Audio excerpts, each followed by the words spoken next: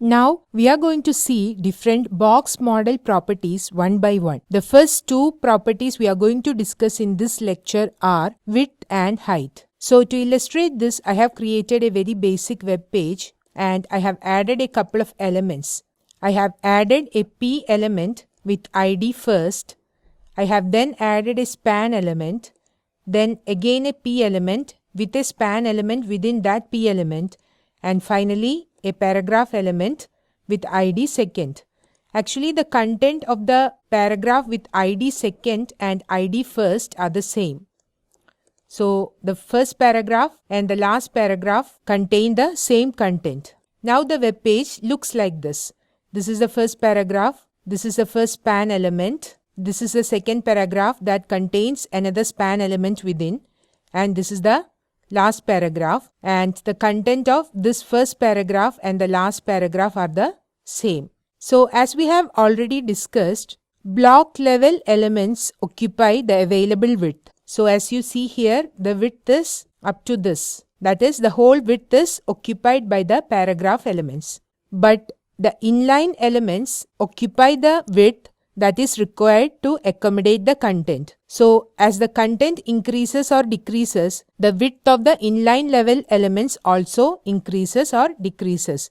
In other words, inline level elements expand or shrink based on its content. Now, the height of the elements, that is whether they are block level elements or inline level elements, the height will be adjusted to accommodate the content. Now, you can set the width and height explicitly using width and height properties. To set the width and height, you can use length values like pixels, that is px, centimeter, that is cm, etc., or even percentage of the containing element. Now, suppose I want to set the width and height for the first paragraph. So how I can do that? I can access it using its ID. So hash first, then I can specify width and height. So suppose I want to set the width to be 200 px and height also to be 200 px. To differentiate the first element, let me add a background color of gray. Now let's see how our first paragraph now looks like. Let me refresh. See, the content is adjusted to have the width as 200 px and the height as 200 px. So as you can see here, when we set the width and height, we are actually setting the width and height of our content. So here the width and height is adjusted to 200 px each. Suppose I want to set the width of this to be 50% of this whole width. So the parent element of this P element is the body, right? Because this P element is contained within this body element. So suppose we want to set the width of this P element to be 50% of the body. What we can do? We can specify width to be 50%. Now let's see the difference. Save, refresh. See, now it is occupying the half of the whole width and the height is still 200 px. Suppose we want to set some other width for second element, that is second P element. So hash second, that is the ID, and suppose I want to specify the width to be 1500 px. I don't want to specify any height and I want to set the background to be, say, pink. Now what will happen? Let's see that. Let me refresh. See, we have specified the width to be 1500 px. So I think the whole width of this is only up to 1300 px. That is why a scroll bar is added at the bottom, and if you move it towards the right, you could see the whole paragraph. So the content gets expanded or shrunk based on the width we set. So if the width of the screen is less than the width we set, we will see some scroll bars so that we can move the scroll bar and see the whole content. And to avoid this, you can actually set max width instead of width.